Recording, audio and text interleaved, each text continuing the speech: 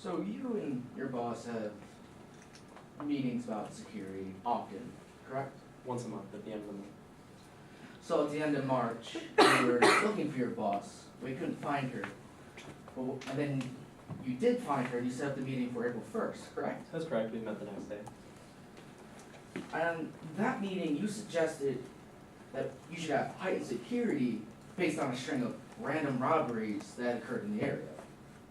That's true. But you also made up that there was no robberies in the area, that there were robberies in the area. Is that correct? I did. I wanted Ms. Bancroft to take an interest in security. At all the other casinos I worked at, all of the owners were very active and interested in the security of the casino. Ms. Bancroft isn't really too concerned with it. But because you felt she wasn't concerned with security, you blatantly lied to your boss. I did. On April 12th, in the meeting that the email set up, you were happy to be involved, correct? I was happy that she was taking steps to include me in the extra security measures. So happy that you suggested a few of your own, like confiscating phones Yes, which I did. and sweeping the area for bugs. Yes. And then when you offered to be inside the room, Corey Hyde told you no, correct? Not your boss? That's true, but she has the final say. She didn't interrupt. But it was Corey's idea that you stayed out of the room. He was the one that said it. No further questions, Your Honor. All right, any redirect? No redirected this time, Your Honor. I just asked that my witness be able to step down. All right, you guys step down, state, do you have evidence? Yes, we do, Your Honor. Prosecution calls Francis Reese Warren to testify.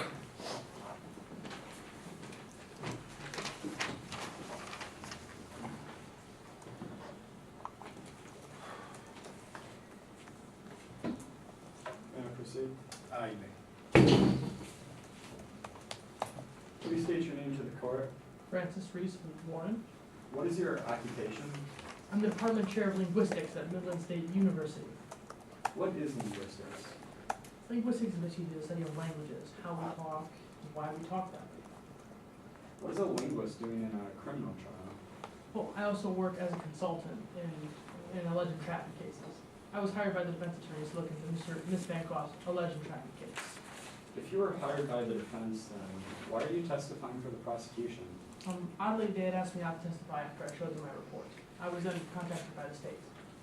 Before we get into this case, I would like to ask a bit about your background. Could you tell us a bit about your education?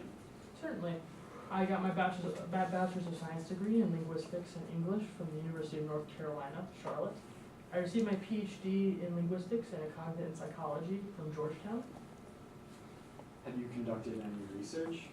Yes, I have published 37 peer-reviewed articles on linguistics and its application to law. I've also taught the subject. Have you ever testified in court before?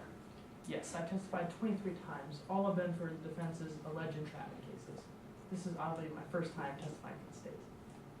What materials did you review for the case today? I reviewed a transcript of a conversation that occurred on the 31st of March between Mr. Hyde, Officer Keenan, and Ms. Bancroft. The affidavits of both Mr. Hyde and Officer Keenan. The email exchange between Officer Keenan and Mr. Hyde. And a wiretap that occurred on April 15th between Mr. Covington and Ms. Bancroft. How did you go about analyzing these documents? You'll have to bear with me, this can get a little dry. What I first did was a transcript review, a topic content analysis, and response analysis. So in everyday terms, what exactly was it that you did? A transcript review, this is about how it started. Then you read the transcript of the conversation. You look for any undue deceit, such as lying in alleged traffic cases.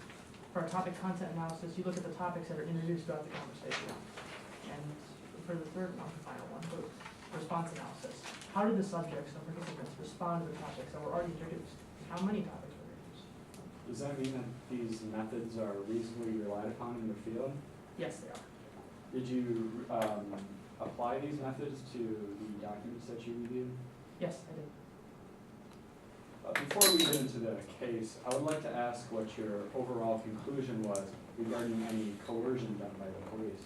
Well, that is what's so fascinating about this case. I could not come to a conclusion on whether entrapment did or did not occur. Why was that? Well, there were a lot of factors that contributed to my conclusion for this case. There were equally many factors to show that entrapment did occur, and equally as many factors to show that entrapment did not occur. The tips on the scales were equal. Your Honor, permission to approach opposing counsel and advance with what is being marked as prosecution, proposed exhibit 4, I believe? Yes. Granted.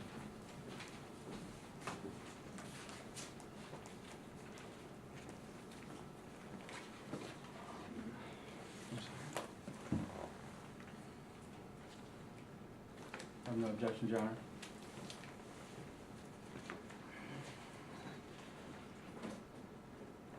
Would you like a courtesy copy? I am.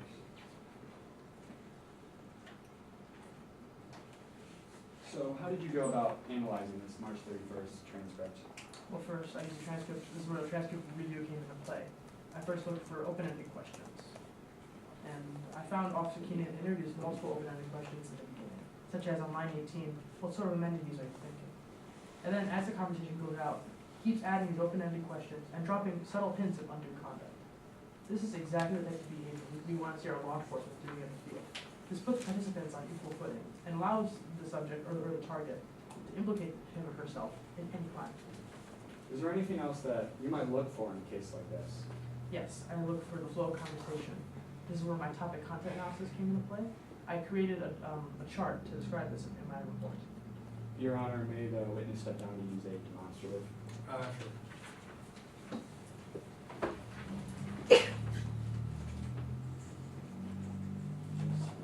Yeah, I got it. This is what I submitted to the defense for my report. There were 7 total topics listed throughout the conversation. 3 of those topics were introduced by Officer Keenan in the beginning. Then the other 3 were introduced at the end by Ms. Bancroft. Then there was, of course, the 7th that was introduced in the middle by Mr. Hyatt. This chart is a prime illustration on why my results were inconclusive. This conversation was not overly controlled by law enforcement, but it can contribute to the reasons why entrapment could have occurred, whereas entrapment could not have occurred. They're equal.